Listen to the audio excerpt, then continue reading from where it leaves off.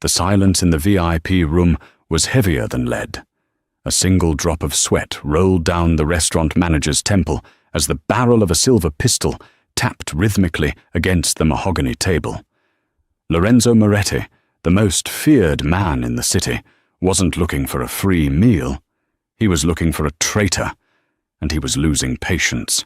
The translator was stuttering, the deal was crumbling, and everyone in the room was seconds away from a shallow grave. No one dared to breathe. No one, except the invisible waitress in the corner holding a tray of water. She didn't just drop a glass. She dropped a sentence in a dialect so rare and dangerous that it froze the Mafia boss in his tracks. She was supposed to be serving breadsticks, but she just saved a life and started a war. The Sapphire Lounge was the kind of establishment where the napkins were made of Egyptian cotton and the silence cost more than the steak. It was a place for senators, tech moguls, and people who didn't have job titles, but had very specific instructions on how they liked their meat cooked. For Elena Ellie Vance, it was just a paycheck that barely covered the rent on her studio apartment on the wrong side of the tracks, but a paycheck nonetheless.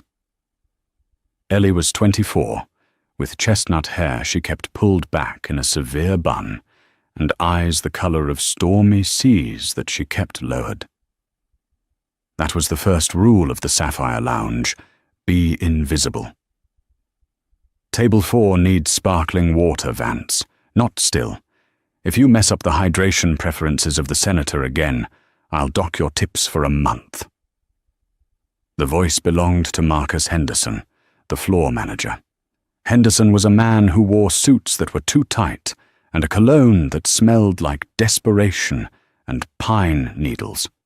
He treated the staff like indentured servants and the customers like royalty, provided those customers had a net worth of over 10 million. "Yes, Mr. Henderson," Ellie said, her voice soft. She grabbed the crystal bottle from the service bar. "And fix your apron," Henderson snapped, looking at her with disdain. "You look like you just rolled out of a dumpster. Tonight is important. We have the Moretti reservation." The kitchen went quiet. Even the head chef, a man who usually screamed if the risotto was 3 degrees too cool, paused mid-chop. The Moretti family. They weren't just celebrities, they were urban legends. Lorenzo Moretti was the head of a shipping empire that everyone knew moved more than just cargo. He was young for a don, only 32, but he had a reputation for being cold, calculating, and utterly ruthless. He had taken over the family business after his father's mysterious death 3 years ago, and since then, the streets had been quieter, but the fear had grown louder. "I thought they usually ate at the grotto," a sous chef whispered. "The grotto burned down last week," another cook muttered darkly. "Accidentally." Ellie felt a chill run down her spine that had nothing to do with the air conditioning. She adjusted her apron, her fingers trembling slightly. She knew things about men like Moretti, things she tried very hard to forget. "Vance!" Henderson barked. "You're on the private VIP deck tonight. You and Thomas, but mostly Thomas. You are to clear plates and refill water. Do not speak. Do not make eye contact. Do not breathe unless necessary. If Mr. Moretti so much as frowns at you, you're fired. Understood?" "Understood," Ellie said. By 8 p.m., the atmosphere in the restaurant shifted. The air grew heavy. A line of black SUVs pulled up to the curb outside, blocking traffic. 4 men in dark suits entered first, scanning the room with professional paranoia. They checked the exits, the kitchen, and even the bathroom stalls. Then, Lorenzo Moretti walked in. He was undeniably handsome, in a terrifying way. He wore a charcoal 3-piece suit that cost more than Ellie would make in 5 years.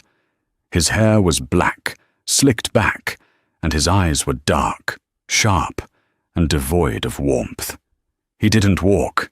He glided, like a predator moving through high grass.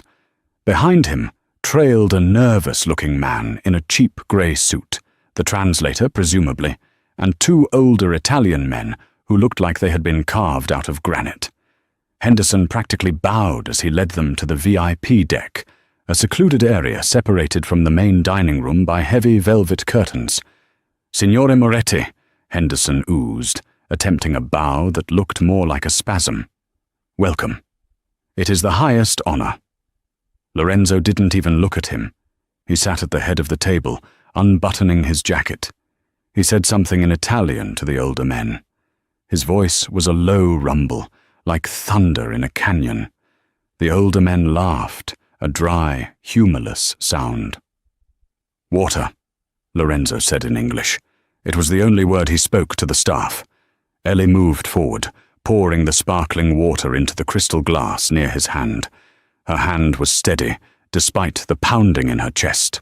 As she poured, she caught the scent of him. Expensive leather, cigar smoke, and gun oil. Lorenzo stopped talking.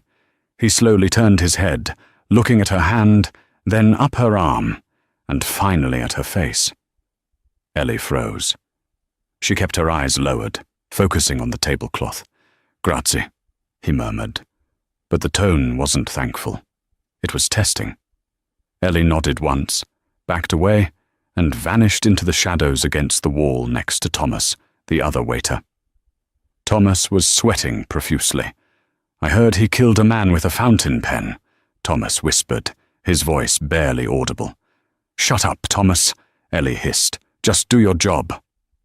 The dinner began, but it wasn't a meal. It was a negotiation. The two older men, evidently partners from Naples, began speaking rapidly in Italian.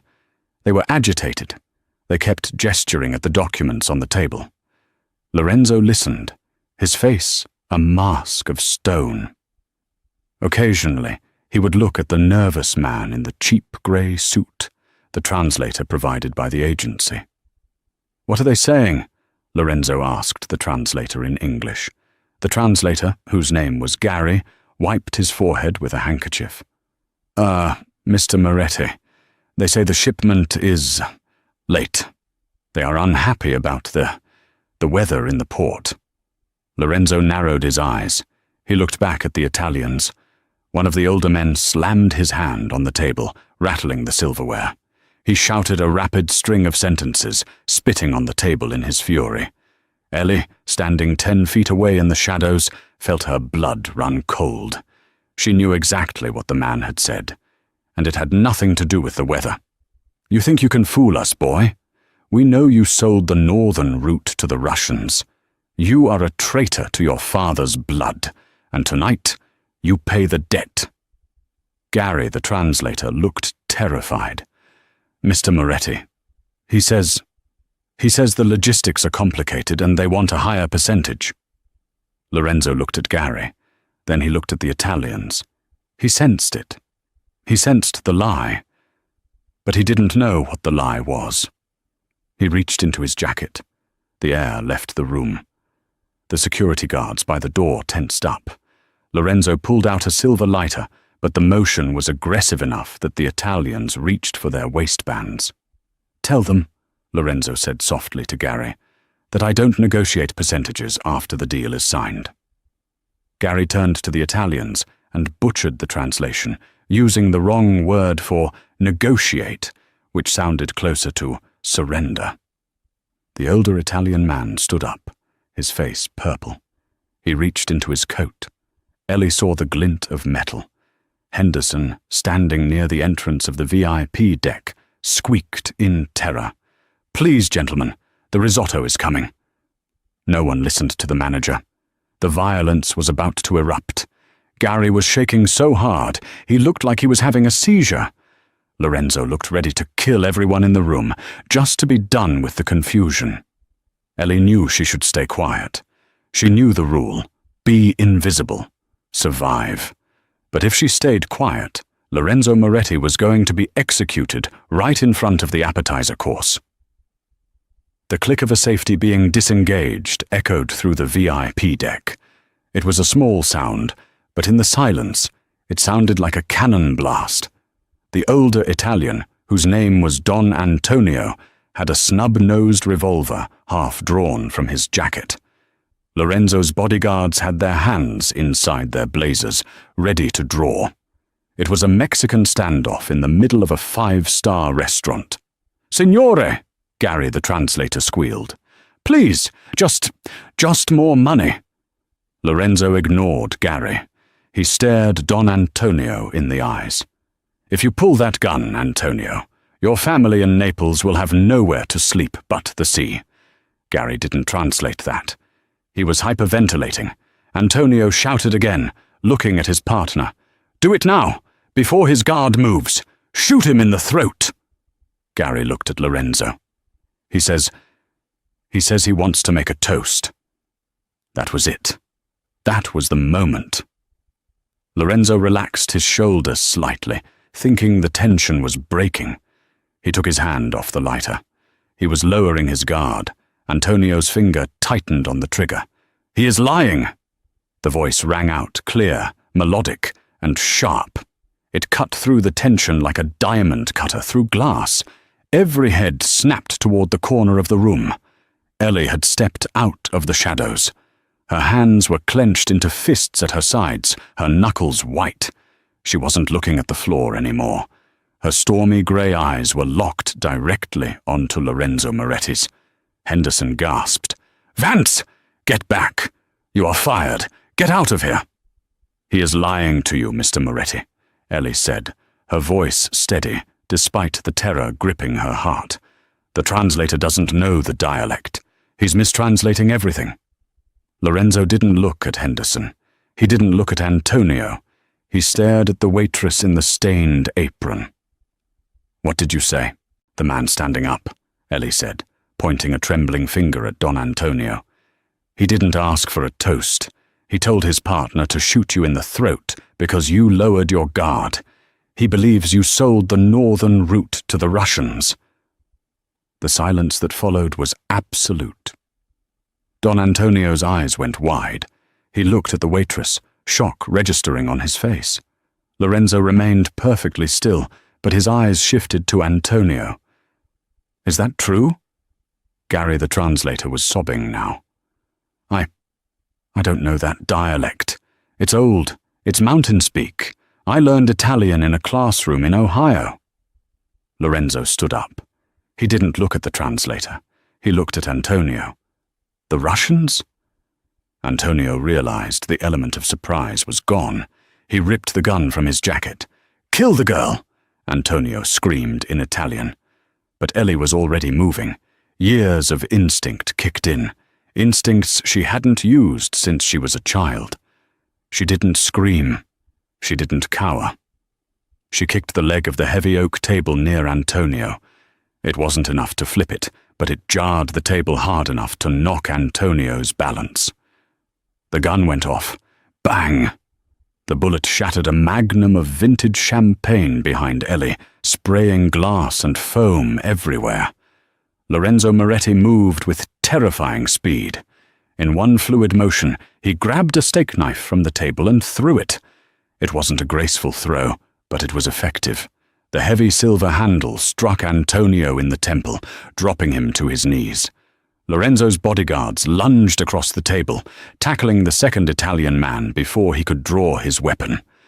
It was over in 6 seconds. Don Antonio was on the floor, groaning. His partner was pinned. Gary the translator was curled in a fetal position under the dessert cart. Lorenzo stood amidst the chaos, straightening his cuffs. He looked calm, almost bored, except for the fire in his eyes. He walked over to where Antonio was kneeling. "The northern route belongs to me," Lorenzo said quietly, "and I don't sell to Russians." He signaled to his guards. "Take them out the back. Deal with it." The guards dragged the 2 men out. The heavy velvet curtains swayed as they left. Lorenzo turned around. The room was empty of threats now, but full of fear. Henderson was shaking, his face pale as a sheet. "Mr. Moretti," Henderson stammered, stepping forward. "I am so sorry. This incompetence, this waitress, she disturbed your meeting. I will have her arrested. I will ensure she never works in this city again." Lorenzo held up one hand. Henderson shut his mouth instantly. The Mafia boss walked past the manager as if he didn't exist. He walked straight to Ellie. Ellie was pressed against the wall, glass shards in her hair, champagne soaking the shoulder of her uniform. She was breathing hard, her chest heaving. She expected him to be angry. She expected a bullet. She had intervened in family business. That was a death sentence. Lorenzo stopped 12 inches from her. He towered over her. Up close, his eyes were an intense, piercing blue that she hadn't noticed before. "You speak Sicilian," he said. It wasn't a question. "Yes," Ellie whispered.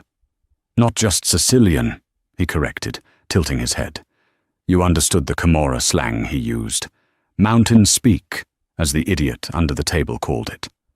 Where did a waitress at the Sapphire Lounge learn the dialect of the Naples Old Guard?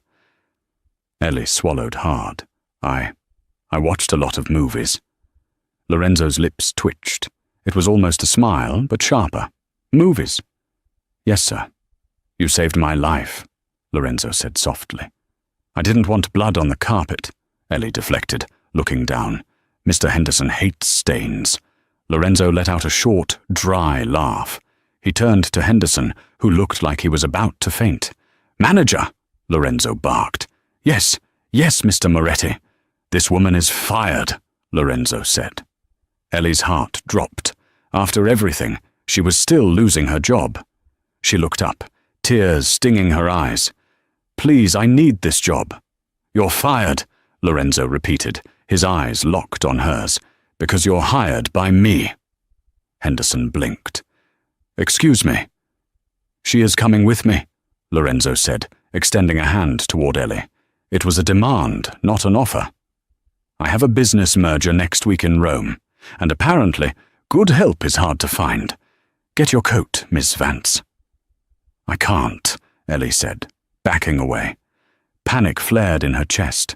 If she went with him, if she entered his world, her cover would be blown. The past she was running from would find her. "I really can't." Lorenzo stepped closer, invading her personal space. His voice dropped to a whisper, intimate and threatening. "You understood, Antonio, which means you know who I am, and more importantly, you know what I am.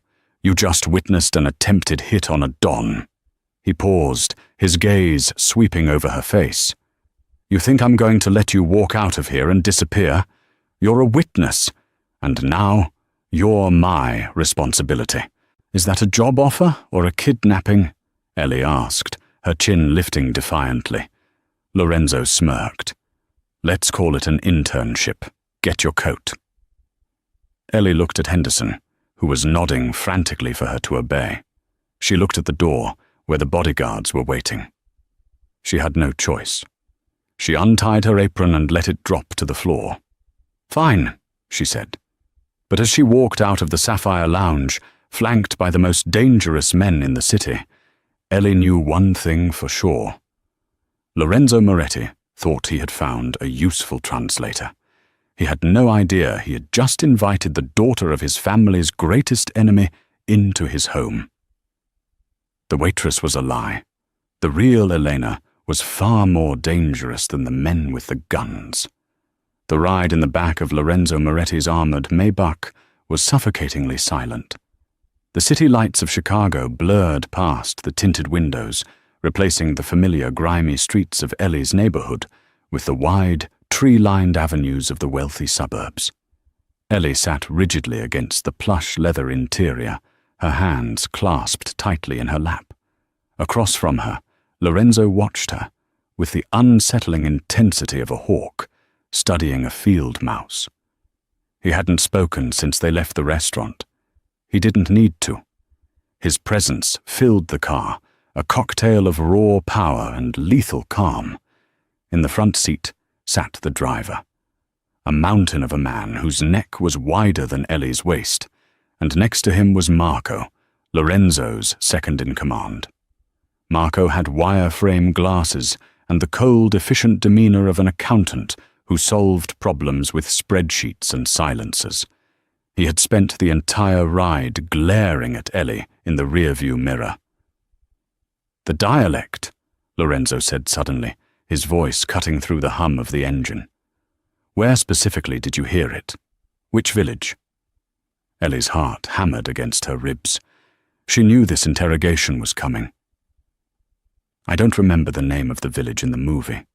It was an old film. Neo-realism." Lorenzo leaned forward slightly. The scent of his expensive cologne, sandalwood and something metallic, washed over her. "You lie with the ease of a politician, Ms. Vance. But politicians usually have better cover stories. That dialect hasn't been spoken in cinema since the 50s, and the slang Antonio used, the mountain speak, that is only spoken by families who trace their blood back to the original clans of Corleone." He paused, letting the name hang in the air. "My grandmother was from Sicily," Ellie lied, offering a sliver of truth to coat the deception. "She lived with us when I was young. She had dementia. Sometimes she forgot English and would only speak in her native tongue to me." Lorenzo studied her face, searching for micro-expressions of deceit.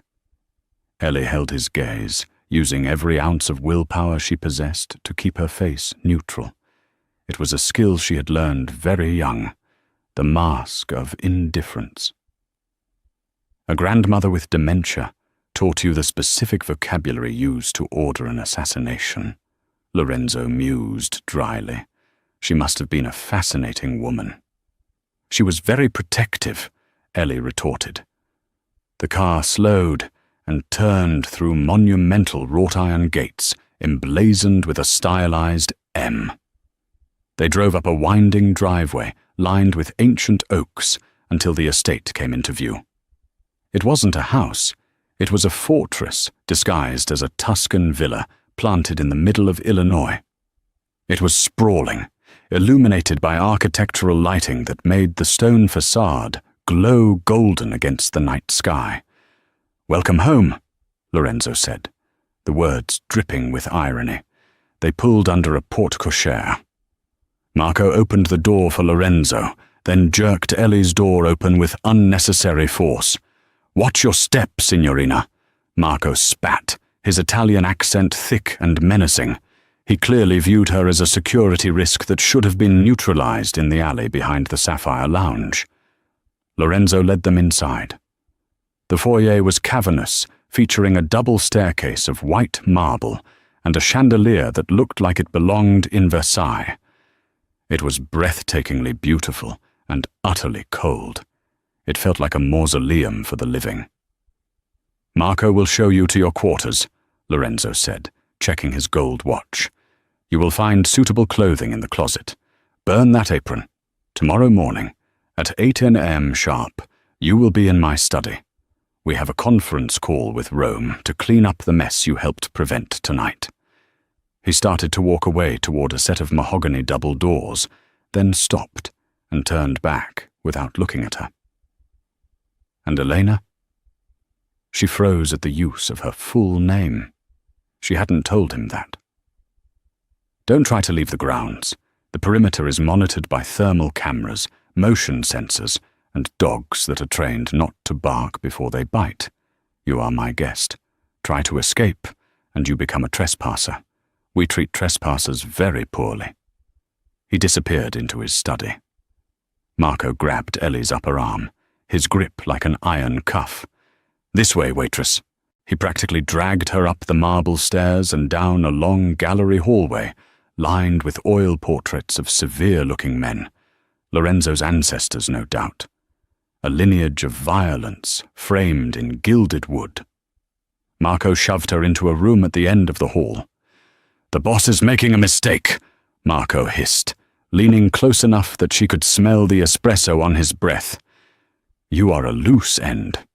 If you slip up, even once, I won't wait for his permission to tie it off." He slammed the door, and she heard the distinct click of a heavy lock sliding into place from the outside. Ellie was alone. She looked around the room. It was larger than her entire apartment. It had a 4-poster, king-sized bed, a fireplace, and French doors that led to a small balcony overlooking the dark grounds. The closet was filled with designer clothes, blouses, tailored trousers, cashmere sweaters, all in her size. He had investigated her. He knew her size, her full name. How much else did he know? Ellie walked to the mirror above the antique dresser. She looked at her reflection. The pale face, the grey eyes that had seen too much. She pulled the pins out of her hair, letting the chestnut waves fall around her shoulders. She wasn't Ellie Vance, the waitress, anymore. She was back in the world she had run from 10 years ago. She reached under her uniform blouse to the small silver locket she always wore. She clicked it open.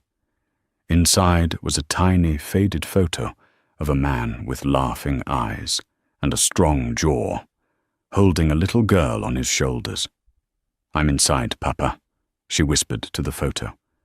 "I found the man who killed you." The tear that rolled down her cheek wasn't from fear. It was from a cold, burning hatred that had fueled her for a decade. Lorenzo Moretti thought he had captured a useful bird. He didn't realize he had just locked himself in a cage with a viper. The next morning, the air in Lorenzo's study was thick enough to choke on.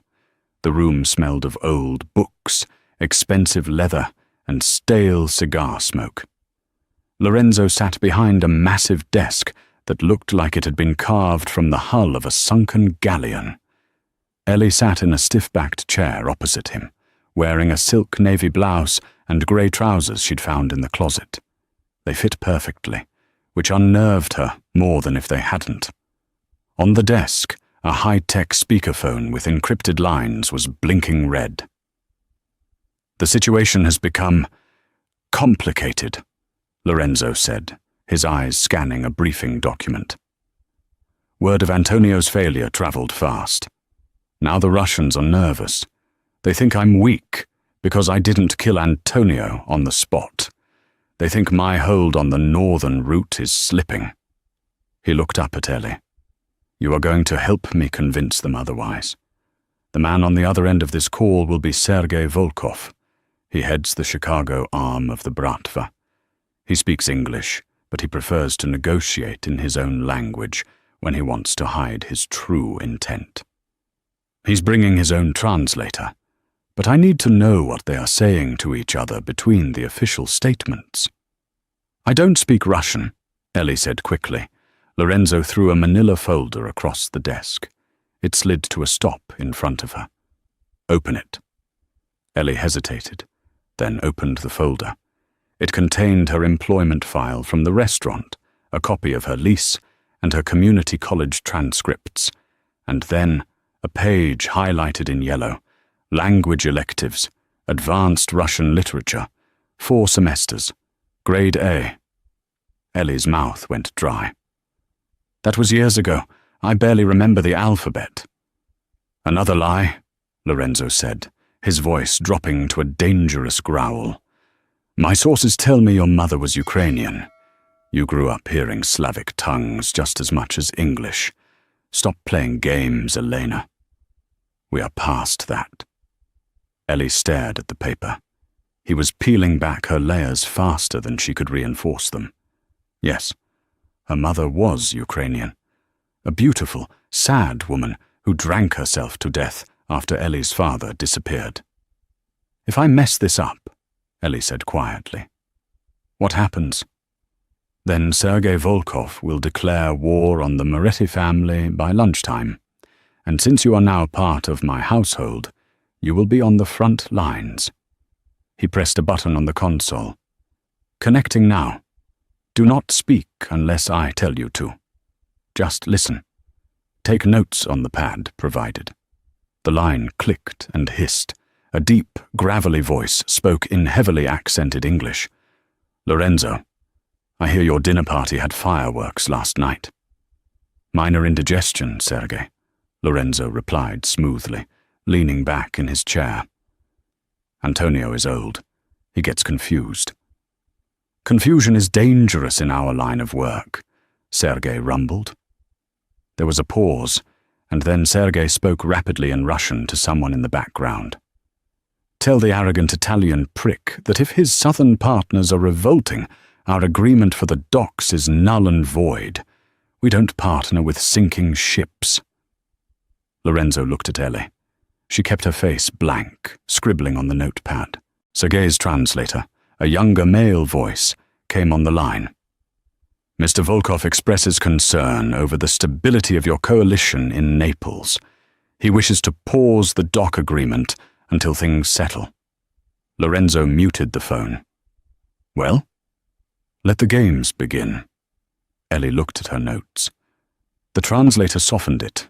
Volkov called you an arrogant Italian prick. He said your partners are revolting and you are a sinking ship.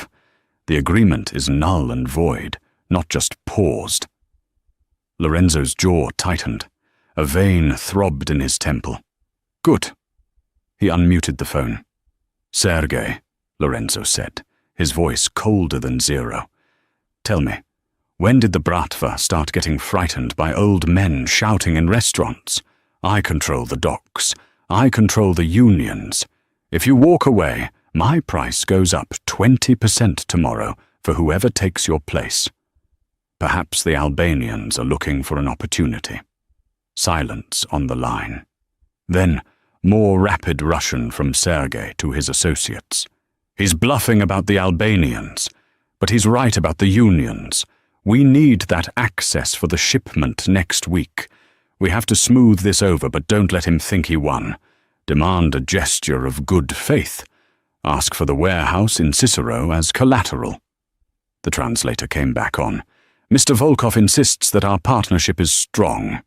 However, given the recent instability, he requires a temporary token of assurance. He suggests you transfer the deed to the Cicero warehouse to us, just until the northern route shipment clears. Lorenzo muted the phone again. He looked ready to agree. The Cicero warehouse was valuable, but expendable to keep the peace. Don't do it, Ellie said sharply. Lorenzo's eyes snapped to hers. Excuse me. He's not scared of the instability, Ellie said quickly, realizing she was overstepping, but unable to stop. He knows you control the unions. He needs you for next week's shipment. The demand for the warehouse isn't for assurance. It's a land grab. They know something about that location that you don't. Lorenzo stared at her. What could they know? It's empty space. Then why did Volkov just say to his advisor, make sure we get the basement access confirmed before we sign? Ellie lied. Volkov hadn't said that, but she knew how these men thought.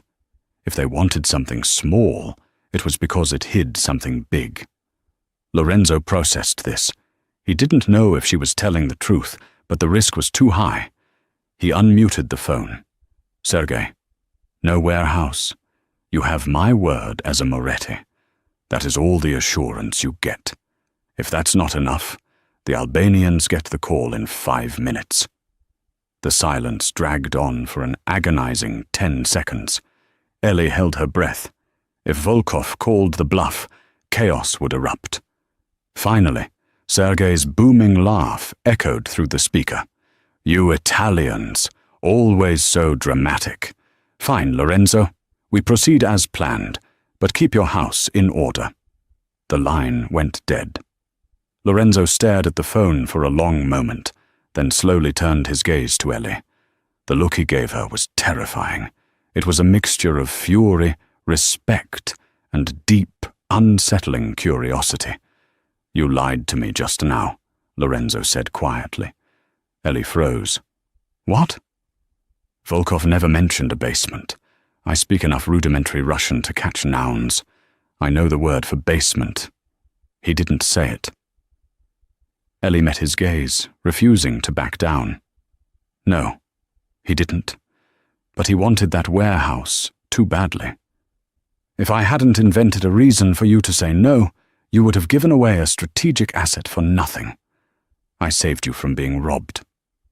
Lorenzo stood up slowly and walked around the desk. He stopped inches from her chair, placing his hands on the armrests, trapping her. "You are a very dangerous creature, Elena," he murmured, his face close enough that she could feel the heat radiating from him. "You manipulate men like pieces on a chessboard. First Antonio, now Volkov. And you tried to manipulate me." "I was doing my job," she whispered, her heart pounding so hard she thought he must be able to hear it. "Your job is to translate words, not invent strategy," he said, his voice rough. He leaned closer, his dark eyes boring into hers. The air between them crackled with sudden, shocking electricity. It wasn't just fear anymore. It was an undeniable, primal awareness of each other. He reached out, his fingers grazing her jawline. His touch was surprisingly gentle, a stark contrast to the violence latent in his body. "Who taught you to think like a consigliere?" he asked softly. Was it the grandmother with dementia? Or was it someone else? Someone who knew this life? Ellie couldn't breathe. He was too close to the truth. Before she could answer, the heavy oak door burst open. Marco stood there, looking flustered, holding a tablet. "Boss, we have a problem at the docks. The feds are—" Marco stopped dead, taking in the scene. His boss leaning over the waitress, his hand on her face, the intense intimacy of the moment. Lorenzo didn't immediately pull away. He let his hand linger for a second longer on Ellie's jaw, before slowly straightening up and turning to Marco. His expression was ice-cold again. "What is it, Marco?" Marco glared at Ellie with pure venom before addressing Lorenzo. "Customs is doing a surprise inspection on Pier 4. Right now." Lorenzo swore under his breath. "Get the car. Elena, come with us." "Why her?" Marco protested. "Because," Lorenzo said, grabbing his suit jacket, "if the feds have a translator, I need one who lies better than theirs." The situation at Pier 4 was chaos controlled by bureaucracy. Floodlights illuminated the towering stacks of shipping containers against the oily black water of Lake Michigan. Dozens of customs and border protection agents in windbreakers were swarming around a specific container, while a nervous-looking harbor master tried to explain something to a stern female agent holding a clipboard. Lorenzo's motorcade rolled up, the presence of the black SUVs immediately changing the dynamic on the dock. Agents put their hands near their holsters. Lorenzo stepped out, looking immaculate and untroubled, as if he were attending an opera rather than a potential federal indictment. Ellie was instructed to stay by the car with Marco, who was practically vibrating with hostility. "Don't get comfortable, waitress," Marco muttered, cleaning his fingernails with a small knife. "Boss might be amused by your parlor tricks right now, but when the novelty wears off, you're just another liability." "You're just mad because he listened to me instead of you," Ellie retorted quietly, watching Lorenzo charm the lead federal agent. Marco stopped cleaning his nails and pointed the knife at her. "I know what you are. You're a plant, a honey trap set by the Giordanos or the Russians, and I'm going to prove it." The mention of the Giordanos sent a shard of ice through Ellie's heart. The Giordano family, her father's employers, the rivals the Morettis had spent decades trying to crush. Lorenzo walked back toward them, looking annoyed, but not worried. "It's fine. Just a routine shake-up. They're fishing based on an anonymous tip. They won't find anything in that container except Italian marble tiles." He looked at Ellie. "You did well to stay quiet. Sometimes silence is the best translation. Let's get out of here before they decide to check the VIN numbers on the cars," Marco grumbled. They drove back to the estate in silence. The adrenaline of the day was starting to fade, leaving Ellie exhausted and raw. She had survived 24 hours in the lion's den. She had lied to a Russian mobster and manipulated a Mafia don. She was playing a game with stakes so high that vertigo spun in her head. Back at the mansion, Lorenzo bypassed his study and headed for a large set of double doors Ellie hadn't noticed before. "Come," he ordered her. It was a music room.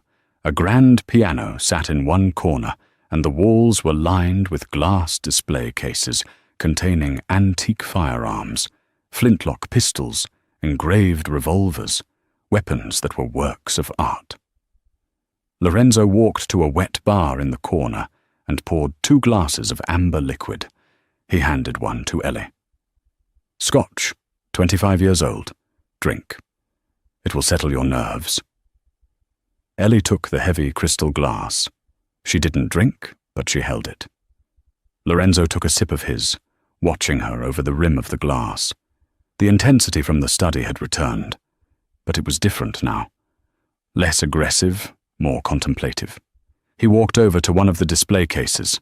Inside rested a pair of gleaming, silver-plated Colt 1911s with pearl grips. They were magnificent and deadly. "My father's favorites," Lorenzo said quietly. He believed that violence should always be administered with style. Ellie looked at the guns. A memory flashed in her mind, bright, painful, and sharp. A kitchen table covered in newspaper. The smell of gun oil. Her father, laughing, showing a 10-year-old girl how to break down a similar pistol. "See, Elena, it's like a puzzle. If you respect the pieces, they work for you. If you fear them, they jam." She must have made a sound, a sharp intake of breath, because Lorenzo turned to look at her. "You like them?" he asked.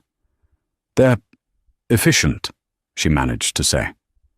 Lorenzo put his drink down and unlocked the case.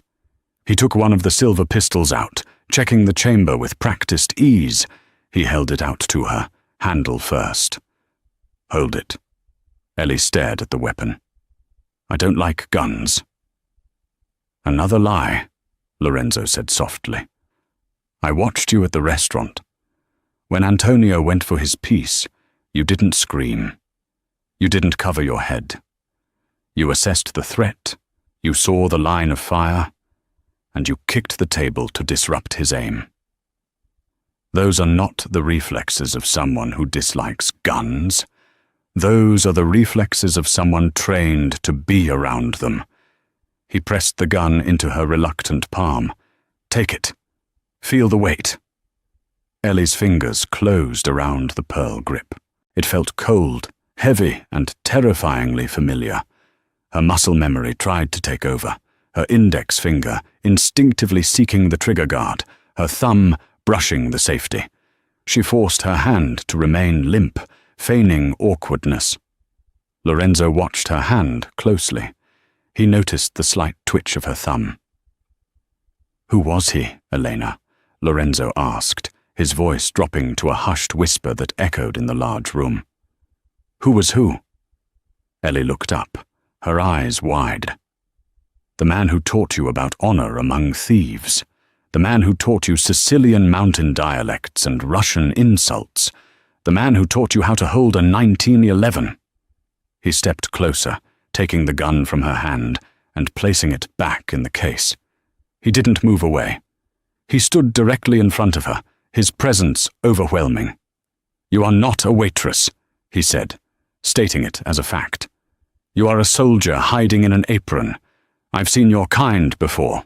Damaged, dangerous, loyal only to the ghosts they carry."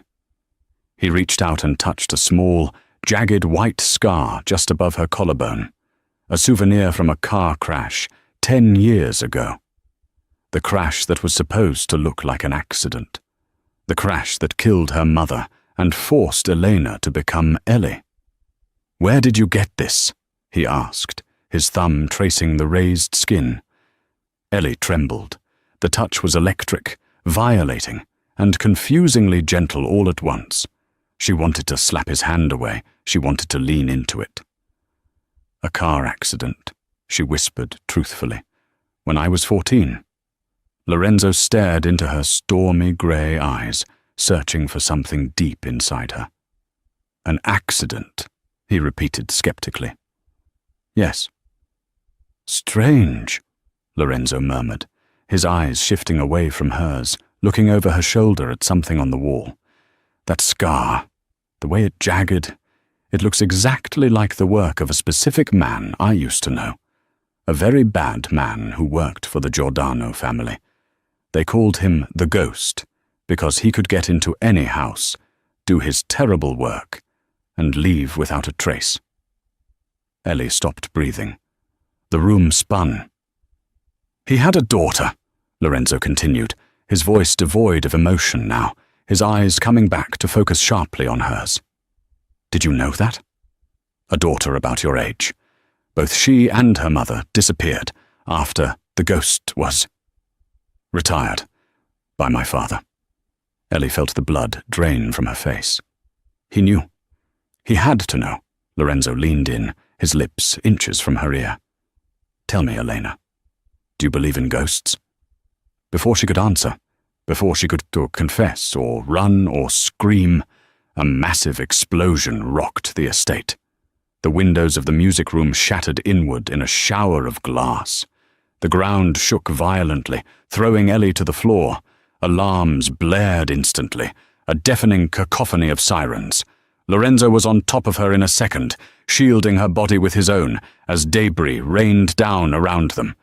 He pulled her up, his face smeared with dust, his eyes wild with a different kind of fire now, the fire of combat. Stay close to me, he roared over the sound of the alarms. He grabbed the silver 1911 from the open case, racking the slide. What is it? Ellie screamed. What's happening? Lorenzo looked toward the window, where plumes of black smoke were rising from the direction of the garage. That, Lorenzo snarled, was a declaration of war. He looked down at her, his expression grim. It seems, my dear liar, that your past has finally caught up with my present. The hallway was a tunnel of smoke and chaos. Lorenzo moved like a shadow, his silver 1911 raised, with Ellie sprinting barefoot behind him. They breached the perimeter, Lorenzo growled, pressing his back against the wall. This is a kill squad. They aren't here to negotiate. We need the panic room in the cellar, Lorenzo commanded. They rounded the corner toward the servants' stairwell, but a figure stepped out from the shadows. It was Marco. Lorenzo lowered his weapon slightly. Marco, report! Marco didn't answer. He leveled a submachine gun directly at Lorenzo's chest.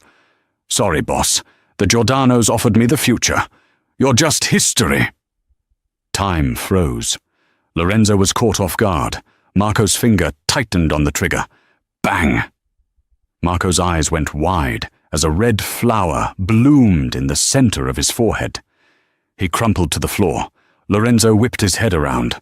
Ellie stood 5 feet away, a smoking silver 1911, the second one from the display case, gripped firmly in her hands. Her stance was perfect. She hadn't flinched. You really didn't like that apron, did you? Lorenzo murmured, stunned. He was going to kill you, Ellie said flatly. We can't go down. The cellar is a trap. Then we go up, Lorenzo said, accepting the shift in dynamic. She wasn't a liability. She was a partner. To the library, reinforced walls. They moved as a team, suppressing 2 mercenaries on the way, their movements terrifyingly synchronized. They breached the library and barricaded the heavy oak doors just as bullets began to chew through the wood. We have 2 minutes, Lorenzo said, breathing hard in the dark room. He looked at Ellie, soot-stained, armed, and lethal. The Ghost. Ellie froze. That was your father's alias, Lorenzo said, his eyes piercing. Arthur Vance, the hitman my father allegedly killed. That's who taught you to shoot. He didn't kill him, Ellie confessed, the truth spilling out with the adrenaline. He paralyzed him. My father is hiding in a care home in Ohio. I became a waitress to pay for his meds and stay off the grid. Why attack tonight? Ellie pulled the cheap silver locket from her blouse. Because my father stole the Giordano ledger before he ran. The digital keys to their offshore accounts. Billions of dollars. They tracked me here. Lorenzo looked at the locket. It wasn't jewelry.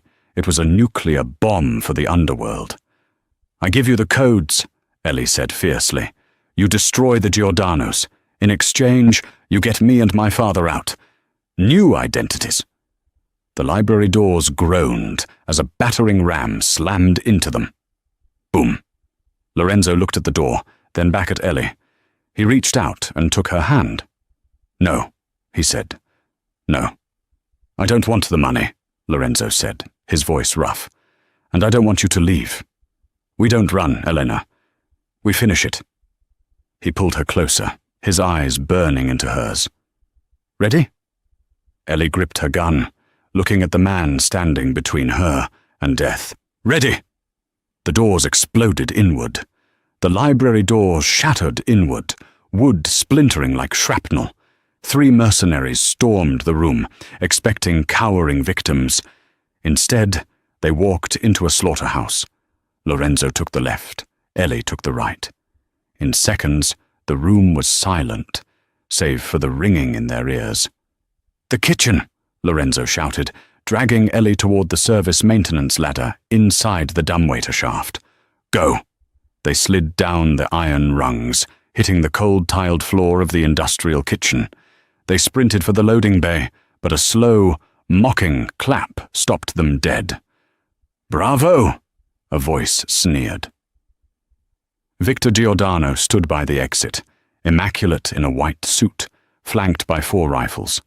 The son of the rival Don had come to finish what his hit squad couldn't. Victor, Lorenzo growled, stepping in front of Ellie. Drop the gun, Lorenzo, Victor smiled, signaling his men. Or I turn the girl into a colander. I hear she's the one holding the keys to my family's accounts. Lorenzo hesitated, looking at the 4 barrels aimed at them. He had no angle. Slowly, he placed his silver 1911 on the floor and kicked it away. Smart, Victor said. He stepped forward, greed lighting up his eyes. Give me the locket, Elena. Now.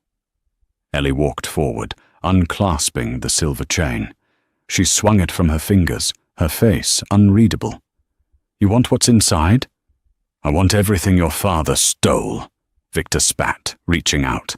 Ellie didn't pull back. She didn't flinch.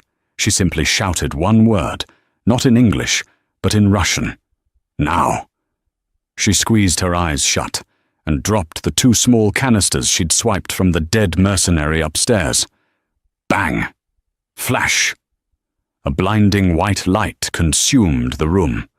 Lorenzo, understanding the tone if not the word, had shielded his eyes instantly.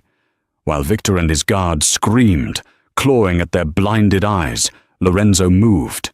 He grabbed a heavy meat cleaver from the prep table and hurled it, dropping the nearest guard. Ellie was already in motion. She swept Victor's legs, crashing him to the floor. Before he could recover, she pressed the barrel of her ankle-holstered .22 against his temple. "Call them off!" she screamed. Lorenzo retrieved his gun, executing the remaining threats with ruthless efficiency. Silence returned to the kitchen, heavy with smoke and cordite. "Call them off," Ellie repeated, digging the gun into Victor's skin. Terrified, Victor grabbed his radio. "Retreat! Stand down! Get out!" Lorenzo walked over, crushing the radio under his boot. "Get out of my city, Victor. Tell your father that if he comes near us again, Eleanor releases the ledger. You'll be bankrupt by morning." Victor scrambled up, bleeding and humiliated. He looked at the waitress who had brought an empire to its knees, then turned and ran into the night. The adrenaline crashed. Ellie slumped against the counter, her hands shaking. Lorenzo holstered his weapon and knelt beside her, taking her trembling hands in his. "Flashbangs?" he asked, a mix of shock and awe in his voice. "In your pocket?" "I like to be prepared," she whispered, a tired smile touching her lips. "You're not going to Ohio," Lorenzo said firmly, brushing soot from her cheek. "My father. We'll bring him here. We'll turn the East Wing into the best hospital money can buy. But you aren't leaving." Ellie looked up, searching his eyes. "Why? Do you still need a translator?" Lorenzo leaned in, his forehead resting against hers. "I need a partner. Someone who knows the language of this life. Someone who doesn't flinch." He kissed her then, deep, desperate, and full of a promise more binding than any blood oath. It tasted of survival and victory. "Besides," he murmured against her lips, "I can't fire you. You know too much." Ellie smiled, clutching the locket that held $1 billion and the hand of the man who ruled the city. "I suppose I'll stay," she whispered, "but I'm expecting a very large tip." Lorenzo smiled, the darkness in his eyes replaced by a new light. "I think we can arrange that." What a ride. I bet Lorenzo never expected that his dinner reservation would end with a flashbang in his own kitchen. Ellie went from serving sparkling water to taking down the entire Giordano crime family in less than 48 hours. Talk about a promotion. It just goes to show you never really know who's pouring your coffee. If you loved this story and want more twists, betrayal, and high-stakes romance, please smash that like button. It really helps the channel grow. Don't forget to subscribe and hit the notification bell so you never miss a new story. Let me know in the comments. Do you think Ellie should have taken the shot at Victor, or was letting him live to see his empire crumble the better revenge? I'll be reading your answers. Thanks for watching, and see you in the next video.